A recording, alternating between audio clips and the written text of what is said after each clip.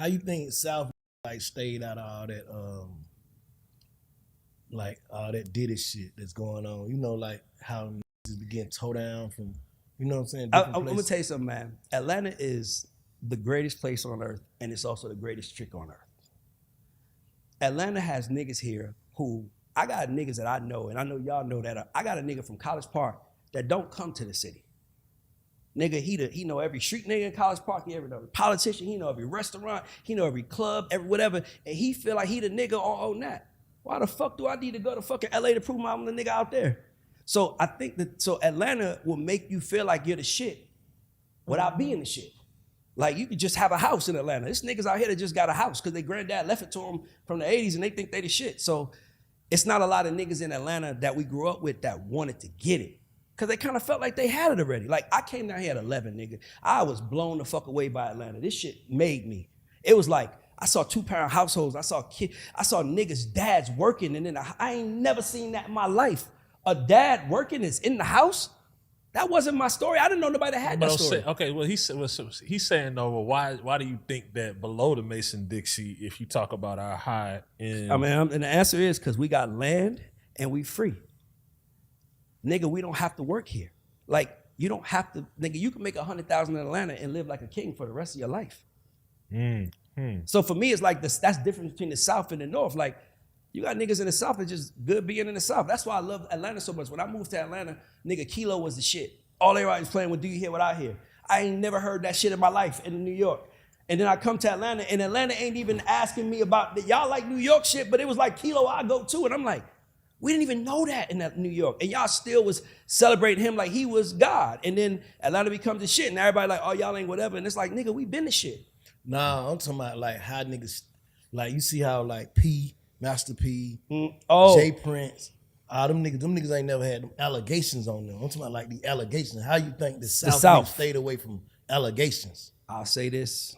I say this on record. I hope this answers the question. I would much rather hang out with a Republican, a redneck Republican that lets me know who he is and where he's from and what matters to him than a blue Democrat who tells me they like black people, but they don't want my daughter messing with their son.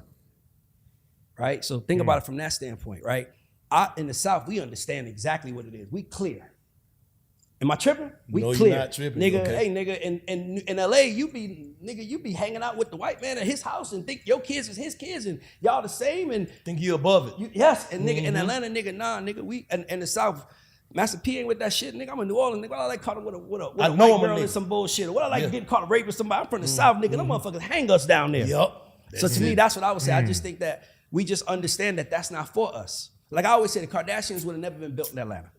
We would have fucked them and left them on the side of the road like it was nothing. Because black girls, if we would have brought them to a party, how would Jay be looking at me right now?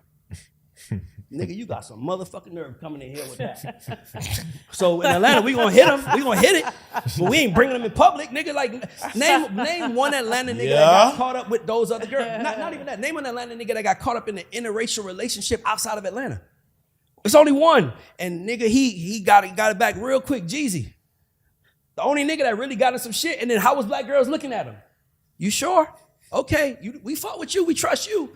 You sure? And then 2 or 3 years later, he was like, hell no. We was like, okay, that makes a little bit more sense to us. We don't fuck around here. We need real bitches around us because we want real motherfuckers telling us that. When I be seeing niggas in LA acting like in New York, acting like they ain't a nigga, ain't no nigga in Atlanta that don't know he a nigga. Ain't no nigga in the South don't know he a nigga. I personally, right there, Ray. Nah. I personally told some of my homies, producers and rappers, they know, I like, bro, go visit LA, don't move. Hell no. Nah, what he's saying is niggas go to feeling like they untouchable. But that's like, why, because I got the money now, I can like niggas, like niggas in the South, they believe shit stink.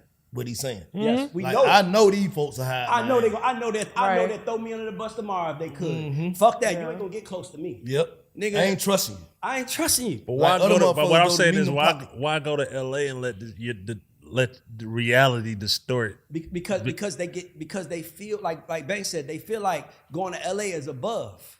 And by the way, I get it. Like I love telling people, I'm Atlanta rich. I'll take it.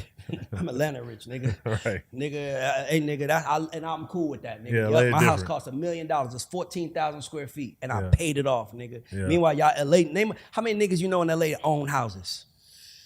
They don't own in LA, bro. So I'm like, it's just in Atlanta, the mentality is different here. It's just different, bro. Like, so we ain't gonna never get caught up in that shit because we know what it is. I hung out with one white girl one time, bro. I took her to the club. I took her to what's the spot? Lucky Lounge.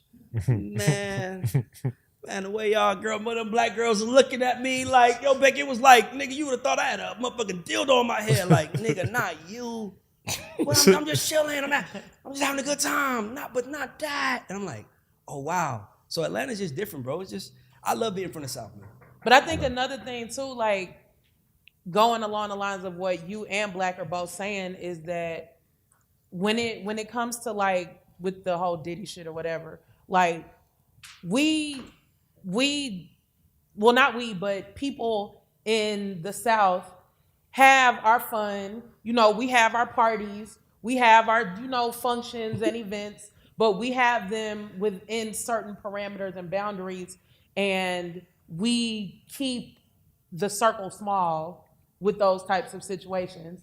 So it's not an issue or a worry about later on down the line some shit getting out and happening and coming to the light and, you know what I'm saying, all that shit. Because at the end of the day, all of these things go on with an understanding. Yes.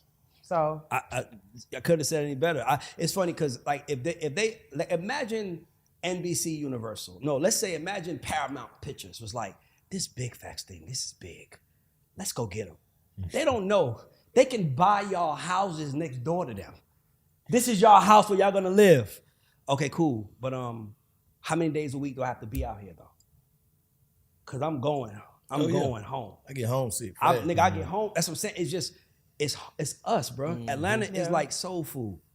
It's soul food. It's us. It's the safest place for us. That's all I be trying to say to people. Is like, I'm not trying to be disrespectful. I'm just saying, I've never witnessed nothing like this city. I never witnessed nothing like this before in my life. And I go all around the world. And I remember I was at a club one day in LA. I'm just trying to get in, guys.